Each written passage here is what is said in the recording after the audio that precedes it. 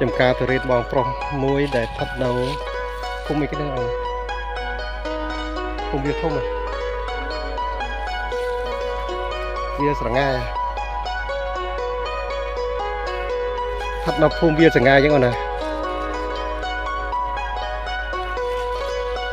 អានេះស្ថិតនៅក្នុងភូមិអីគេឃុំយាម៉ាពេជ្រហ្នឹងឬក៏ឃុំយាម៉ាពេជ្រហ្នឹងស្រុកភូមិស្រីខេត្តកំពង់ស្ពឺហើយបើយើងពិនិត្យទៅលើទុរេនយើងពិនិត្យឃើញមានពពុះចាយខ្យល់នេះមានតែយើងបាញ់ថ្នាំវាហើយមួយទៀតត្រួយរបស់វាគឺមានសត្វស៊ីអានេះ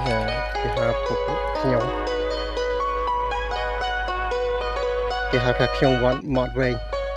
មកកសិករគេហៅធម្មតាគេហៅថាមេកាត់ប៉ុន្តែតាមជាសាស្ត្រគេហៅខ្ញុំ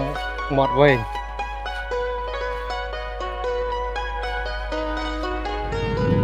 ដូរមាត់គាត់នេះគឺ